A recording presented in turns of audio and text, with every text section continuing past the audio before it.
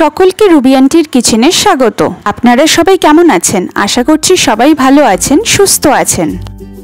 আজ নিয়ে এসেছি এক মন ছুঁয়ে যাওয়ার রান্নার পর্ব। এই পর্বে এমন একটি উপকরণের সাথে পরিচিত হব যা আমাদের জীবনকে মিষ্টি ও রঙিন করে তোলে। এই উপকরণটি আমাদের স্বপ্নের মতো মধুর, আমাদের স্নেহের মতো কোমল। হ্যাঁ, আমি কথা বলছি আমের। আজ সেই প্রিয় ফলটিকে নিয়ে তৈরি করব 4টি মজাদার রেসিপি। আমের মিষ্টি সুবাসে মোড়ানো এই 4টি রেসিপি আমাদের শৈশবের স্মৃতিকে জাগ্রত করবে।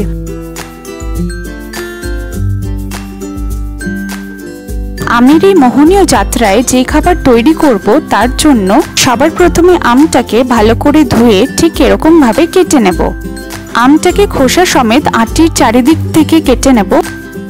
যেহেতু এই রান্নায় আম হচ্ছে প্রধান উপকরণ, তার জন্য আমি সবার প্রথমে প্রত্যেকটি আমটাকে কেটে নিয়ে একেবারে আমের জুসটাকে রেডি করে নেব। পুরো রান্নাটাতে এখানে আমি গোটা 5টা পাকা আম ব্যবহার করেছি।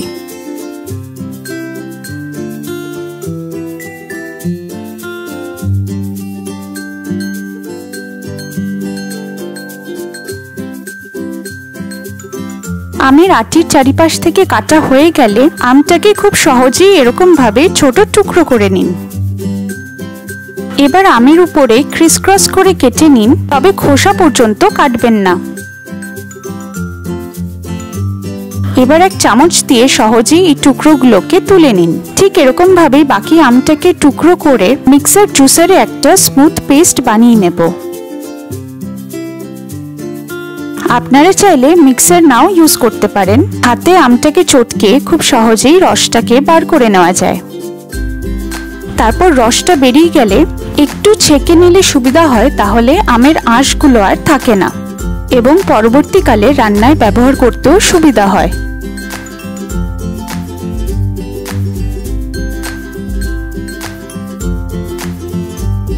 এখানে আমি মিক্সার জুসারে শুধুমাত্রই আমের টুকরোগুলোকে দিয়েছি। আম ছাড়া আর কিছুই আমি মিশাইনি।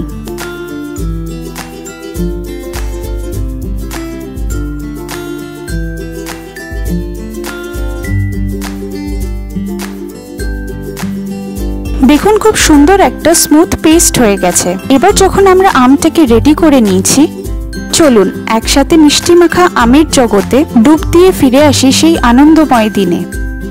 প্রথমেই আমরা শুরু করব এক তৃপ্তিদায়ক রেসিপি দিয়ে, যা গ্রীষ্মের দুপুরে ক্লান্তি দূর করবে। এটা বানাতে আমাদের যা উপকরণ লাগবে তা হলো আম, চিনি, টক দই, জল, নুন আর বরফ। কি ভাবছেন, এ তো সহজ, তাই তো? কিন্তু আজ কিছু বিশেষ মশলা দিয়ে এটিকে রূপ দেব। আচ্ছা, এখানে টক দইতে 2 বড় চামচ চিনি দিলাম, সামান্য স্বাদ মতো নুন আর সামান্য জল দিয়ে ভালো করে মিশিয়ে নেব।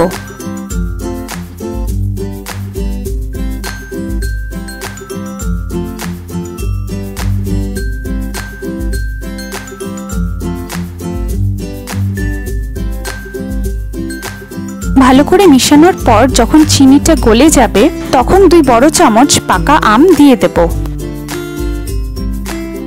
তারপর আবার ভালো করে মিশিয়ে নেব, যাতে আমটা ভালো করে দইয়ের সাথে মিশে যায়। দেখুন, আপনারা দেখলেই বুঝতে পারবেন কি সুন্দর আস্তে আস্তে একটা আমের রংটাও চলে আসছে।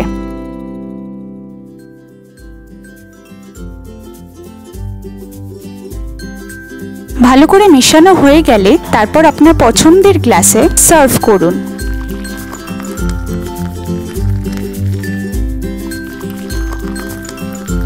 আমি গ্লাসে 2 টুকরো বরফ দিয়েছি, উপর থেকে চেরি দিয়েছি গার্নিশিং এর জন্য। তবে দুটোই অপশনাল, আপনারা পছন্দ না করলে দুটোই স্কিপ করতে পারেন। তবে সেই গোপন উপাদান জানার জন্য সাথে থাকুন। এবার আসছে আম মালপোয়া, যা আমাদের শৈশবের স্মৃতির কথা মনে করিয়ে দেবে। মালপোয়া বানানোর উপকরণগুলি হলো চিনি, আম, ময়দা আর জল। সবার প্রথমে 1 কাপ ময়দা নেব। এবার দেব 1/2 কাপ চিনি, আর এই ছোট বাটিতে যতটা আম আছে পুরোটাই দিয়ে দেব।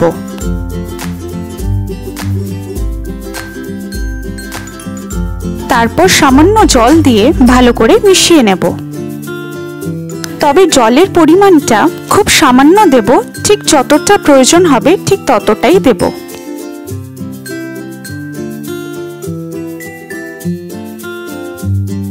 ঠিক এরকম ভাবেই অল্প অল্প করে জল দিয়ে একটা স্মুথ ব্যাটার বানিয়ে নেব।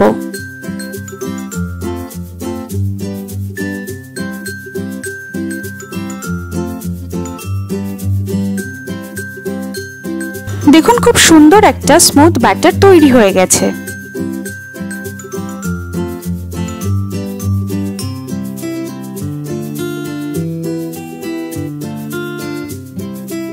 এবার কড়াই গরম করে সাদা তেল দিয়ে রেখে দেব গরম হওয়ার জন্য। যখন তেলটা গরম হয়ে যাবে ঠিক এই হাতার পরিমাণে 1 হাতা এখানে ব্যাটারটাকে দিয়ে দেব। এবার ডুবো তেলে কিছুক্ষণ ভেজে নেব। কি দারুণ গন্ধে ভরে উঠেছে রান্নাঘর। মালপোয়ার হালকা গোল্ডেন রং, খাস্তা ভাজা আর আমের স্বাদ, এই এক অপূর্ব মিশ্রণ।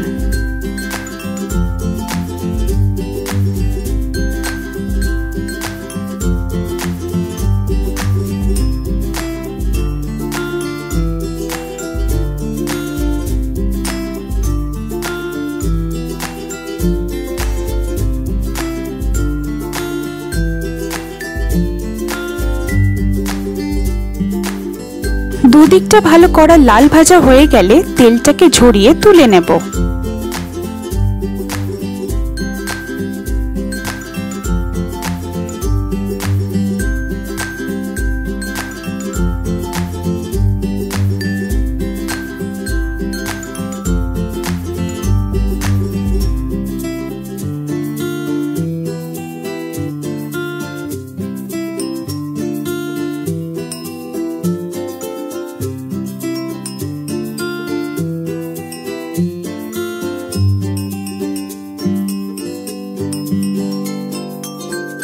ব্যাটারটা খুব সুন্দরভাবে যদি তৈরি হয়ে থাকে তাহলে দেখুন ঠিক এরকম ভাবে ফুলে উঠবে। তার মানে আপনার ব্যাটারের প্রত্যেকটি পরিমাণ একদম ঠিক।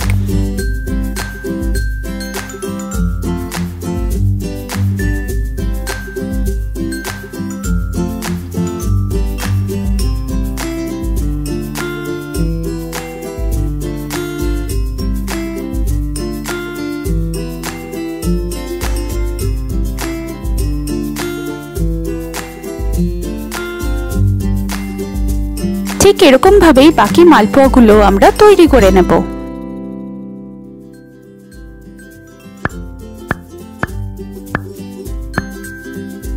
কিন্তু এখানেও আছে এক রহস্যময় টুইস্ট। জানেন কি সেই গোপন উপাদান?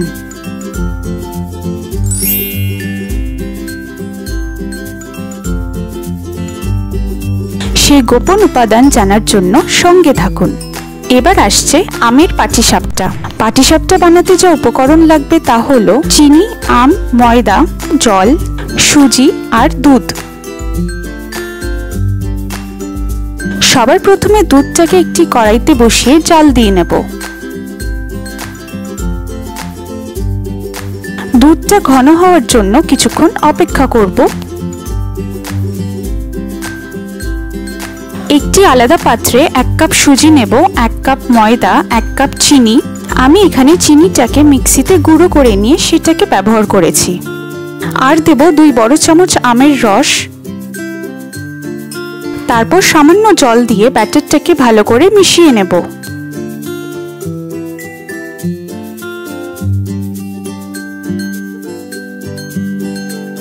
খেয়াল রাখতে হবে যাতে একটা স্মুথ ব্যাটার হয় আর সব মিশ্রণগুলো যাতে ভালো করে মিশে যায়। জল অবশ্যই পরিমাণ মতো নিতে হবে আর খেয়াল রাখতে হবে ব্যাটারটা যাতে অনেক বেশি মোটা না হয়ে যায় আর অনেক বেশি পাতলা না হয়ে যায়।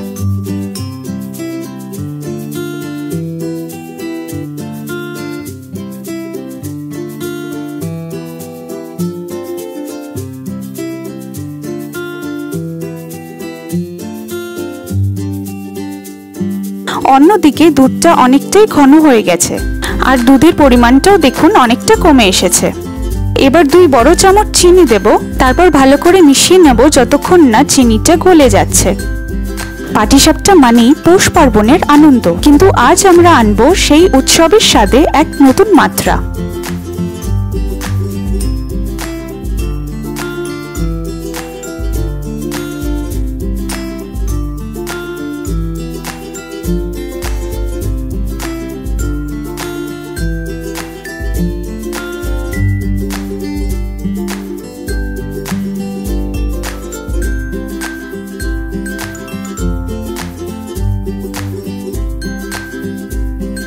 এবার চিনিটা পুরোপুরি গলে গেলে 1 বড় চামচ আমের রস দিয়ে দেব।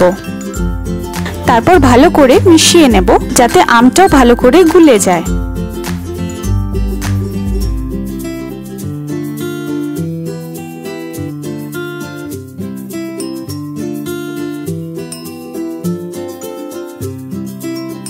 দেখুন ক্ষীরটা অলমোস্ট তৈরি হয়ে গেছে।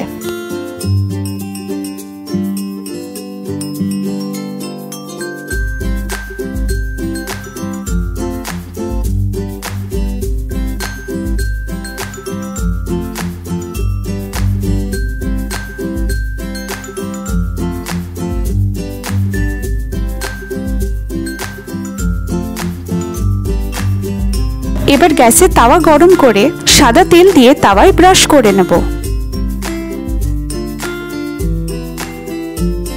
তারপর 1 হাতা ব্যাটারটাকে দিয়ে ঠিক এরকম ভাবে তাওয়াতে ছড়িয়ে দেব।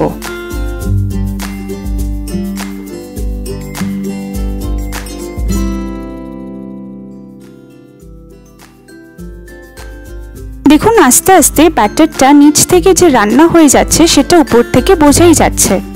উপর থেকে ব্যাটারটা অনেকটা টেনে আসছে।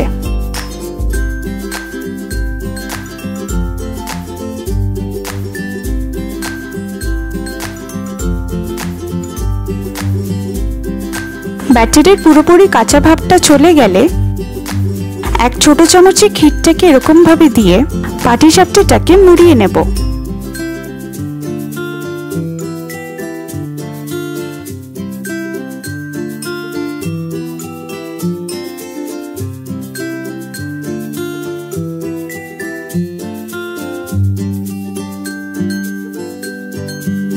গরম গরম পাটিসাপটা খেতে দারুণ লাগে, কিন্তু শেষ মুহূর্তে আমরা যোগ করব 1 চমকে দেওয়া উপাদান, যা বদলে দেবে এর স্বাদ। সেই উপাদান কি ভাবছেন তো?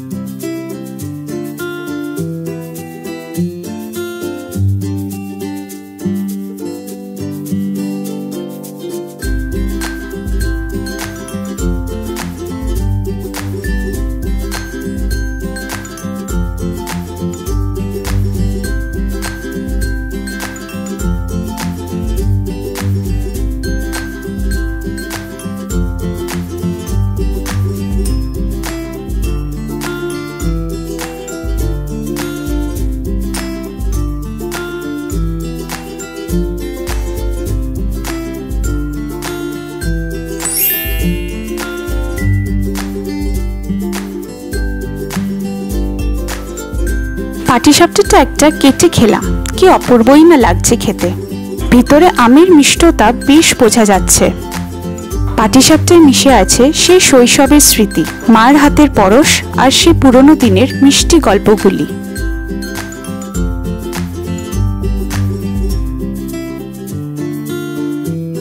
আমাদের শেষ মিষ্টি হলো আম সন্দেশ।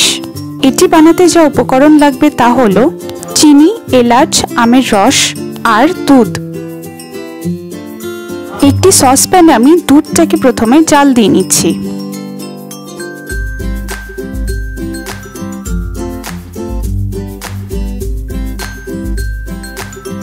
দুধটা একটু ফুটে উঠলেই এখানে লেবুর রস দিয়ে দেব, তাহলেই খুব সহজে বাড়িতেই ছানা তৈরি হয়ে যাবে। বাংলার মিষ্টির মধ্যে সন্দেশের কদর আলাদা, আর আজ আমরা তাকে দিচ্ছি আমের স্পর্শ। নরম ছানা, চিনি আর আমের রস মিলে তৈরি হবে এক দারুণ স্বাদ।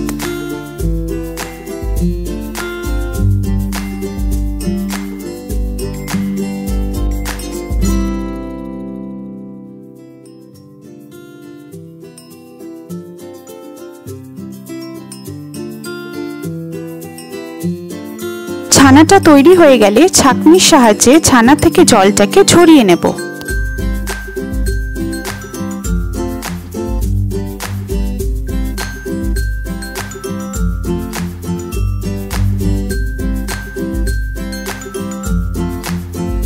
এবার একটি থালায় ছানাটাকে ভালো করে চটকে নেব।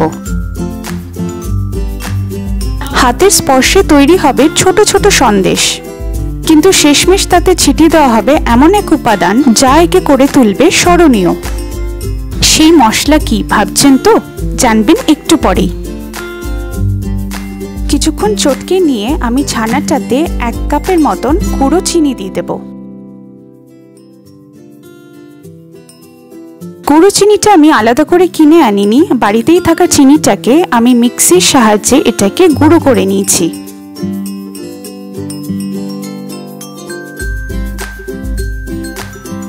এবার ভালো করে আমি মিশিয়ে নেব।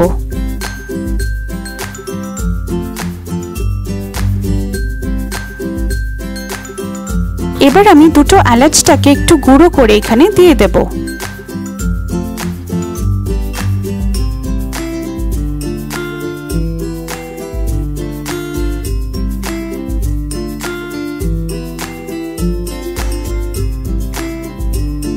এবার দেব আমের রস।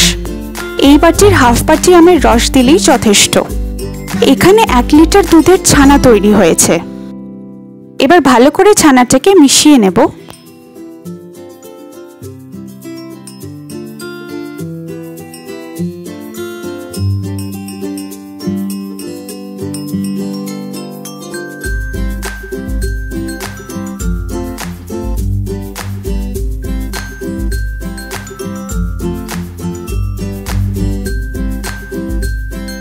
এবার ছানাটা ভালো করে মিশিয়ে মেখে নিয়ে এখান থেকে অল্প পরিমাণে নিয়ে একটা গোল আকার দেব।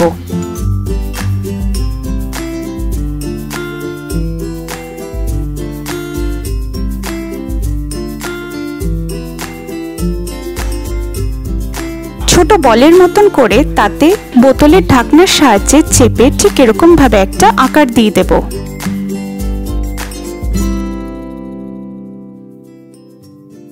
ঠিক এই পদ্ধতিতেই আমি বাকিগুলো তৈরি করে নেব।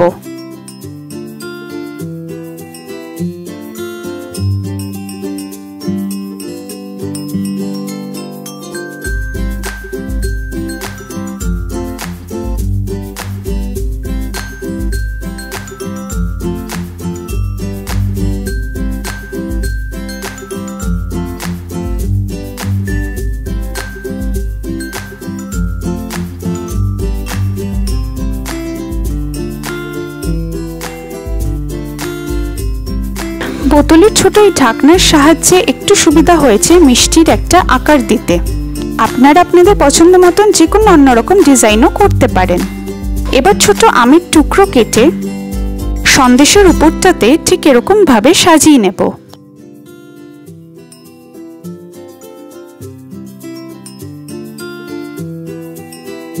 চারিদিকে আমের টুকরোটা দেওয়া হয়ে গেলে মাঝখানে কুচো কাজু আমন্ড পেস্তার গুঁড়োটাকে দিয়ে দেব।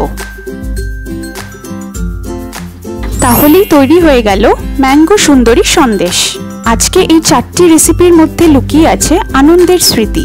আমের মিষ্টি স্বাদে মোড়ানো এই মিষ্টিগুলি আমাদের জীবনের প্রতিটি মধুর মুহূর্তকে আরো মধুর করবে। সহজ থেকে সাধারণ প্রত্যেকটি রেসিপিতে ছিল এক গোপন টুইস্ট, আর সেই টুইস্ট হলো ভালোবাসা, যা আমাদের প্রতিটি রান্নায় মিশে থাকে।